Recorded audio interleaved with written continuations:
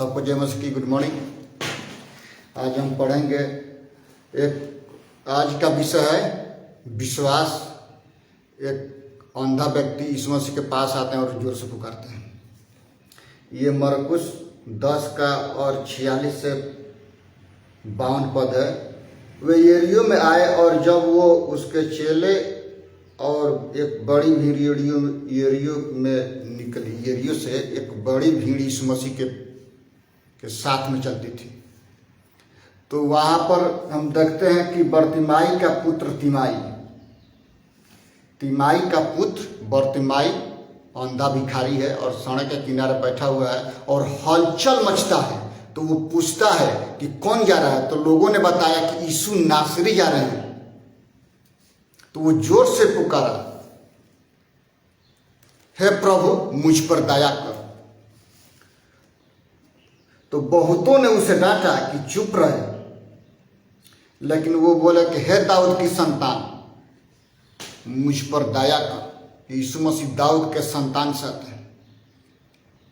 अब मेरे प्रियो, वो यरीहो शहर से यीशु मसीह जा रहे हैं सड़क के किनारे से, और सड़क के किनारे ये जो भिखारी है वो बैठा हुआ अंधा भिखारी, और लोगों से पूछा कि कौन जा रहा है, तो यीशु नासरी। वो यीशु मसीह के बारे में, चिन्ह चमत्कारों के बारे में वो सुना था कि यीशु मसीह मुर्दों को जिलाते हैं, अंधों को आंखें खोलते हैं, गूंगों को बोली देते हैं, लंगड़ों को चलाते हैं। वो तो उस विश्वास से वो पुकारा कि हे दाऊद की संतान, क्योंकि उसको पता था कि यीशु मसीह दाऊद का संतान है और दाऊद के संतान से ही यीशु मसीह आएगा। वो पुकारा, बहुतों ने डांटा। मेरे प्रिय, यदि वो उस दिन नहीं पुकारा होता तो उसको चंगाई नहीं मिलता।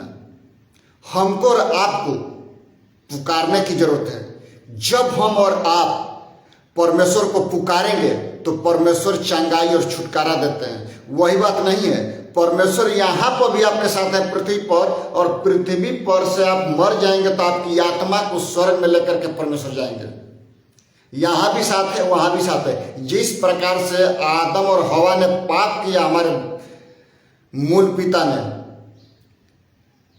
तो उस पाप में शारीरिक पाप हुई और आत्मिक, तो उसको नई तरीके से संवारने के लिए, नई वाचा का संदूक बनाने के लिए, नई वाचा में प्रवेश कराने के लिए यीशु मसीह आए, और हमको डरने की जरूरत नहीं है। देखते हैं कि मसीही लोगों को लोग जला देते हैं। क्या वो मरने से डरते हैं? नहीं, क्योंकि हम उससे नहीं डरते जो शरीर को नष्ट करता है। हम उससे, यीशु मसीह से डरते हैं जो जिंदा पर भी, पृथ्वी पर भी हमारे साथ है, और हमको, हमारी आत्मा को स्वर्ग में लेके जाएगा।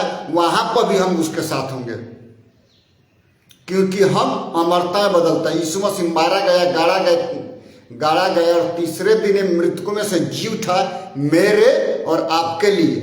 हम विश्वास करते हैं। ये अंधा भिखारी यीशु मसीह को पुकारा, यीशु मसीह ने छुआ और चंगाई दिया कि जा, तेरे विश्वास ने तुझे चंगा किया है। हम यदि विश्वास से पुकारते हैं मेरे प्रियो, तो परमेश्वर आपके प्रार्थनाओं का प्रत्युत्तर देते हैं। वो बोलते हैं कि तू प्रयास करके दे, संकट में तू पुकार, मैं सहायता करता हूं कि नहीं। परमेश्वर सहायता करने वाला परमेश्वर है। परमेश्वर चंगाई और छुटकारा देने वाला परमेश्वर है। उससे बड़ी बात है कि आपके आत्मा को परमेश्वर स्वर्ग राज्य में अनंत अनंत काल के लिए वो अपने साथ में राज्य कराने के लिए परमेश्वर हमारे साथ है। कब? जब हम परमेश्वर को विश्वास से पुकारेंगे तो परमेश्वर हर समय मदद करने के लिए तैयार है। मेरे प्रियो, ये व्यक्ति यदि उस दिन नहीं पुकारा होता, आज भी हम और आप इसी मनुष्य की तरह है। अंधे हैं, दिखाई नहीं देता, गलतियां करते हैं लेकिन क्षमा नहीं मांगते, पाप करते हैं लेकिन पछतावा नहीं आता। लेकिन एक बात याद रखना है कि मनुष्य को एक बार पैदा होना, एक बार मरना और न्याय आसन के सामने जाना एकदम मेरे प्रियो अनिवार्य है। ये कोई शक की बात नहीं है। लोग मरते हैं, दुष्ट भी बढ़ता है, स्वर्ग लिखा जाता है। क्या वो सच में है? नहीं है। उसके कार्य भी देख लीजिए, जैसा आप काम करते हैं उसी प्रकार से होगा। आप प्रेम और आनंद बोएंगे तो आप प्रेम और आनंद काटेंगे, जैसा बोएंगे वैसा ही काटेंगे। ये नहीं कि झड़बेरी में आम मिल जाता है, झड़बेरी में आम नहीं मिलता, आम के पेड़ पर आम मिलता है।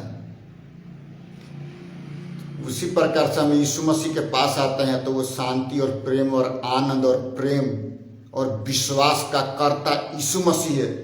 हम वचन सुनते हैं और सुनना मसीह के वचन से होता है।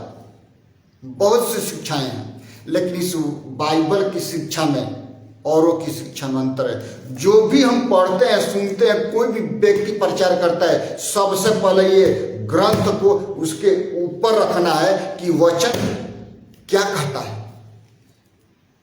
वचन कहता है कि मार्ग और सत्य और जीवन मैं ही हूं। देखो मैं अनंत काल का जीवन लाया। बाइबल कहती है कि मैं अनंत काल का जीवन लाया हूं, कभी मुरझाने का नहीं, दिन प्रतिदिन उमड़ने वाला जीवन परमेश्वर लाया है। तो परमेश्वर हर समय आपके साथ है। पुकार के देखिए, एक बार पुकारिए, परमेश्वर कार्य करता है कि नहीं, परखिए, जांचिए, तब आइए। यदि कोई किसी का प्रार्थना रिक्वेस्ट है तो कमेंट बॉक्स में डाल सकते हैं, हमारे व्हाट्सएप पे डाल सकते हैं, सब नंबर ऑलरेडी डाला हुआ है। आइए अपने आंखों को बंद करें और प्रार्थना करेंगे।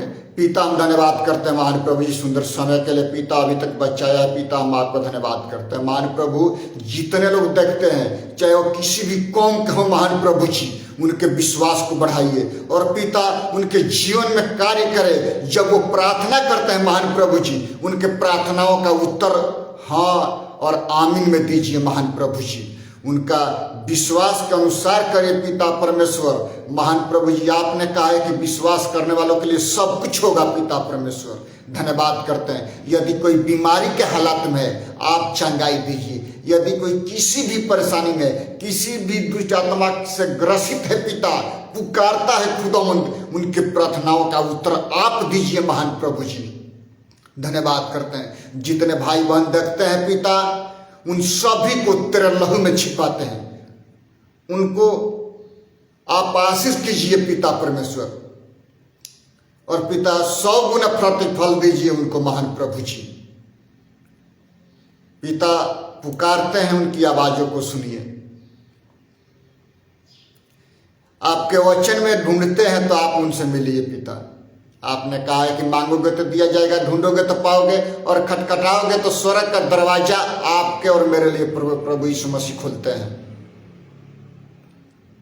आकाश के नीचे, पृथ्वी के ऊपर मनुष्य में और कोई नाम नहीं दिया गया है कि जिससे हम उद्धार पा सके, मात्र वो यीशु नाम है। धन्यवाद करते हैं खुदावंद। सारा आदर महिमा आपको देते, उद्धार करता प्रभु यीशु मसीह के नाम से मांगते हैं, आमीन। यीशु मसीह का अनुग्रह, परमेश्वर पिता का प्रेम और पवित्र आत्मा की संगति और सहभागिता से लेकर के आने वाले दिनों तक होती रहे, आमीन। सबको जय मसीह।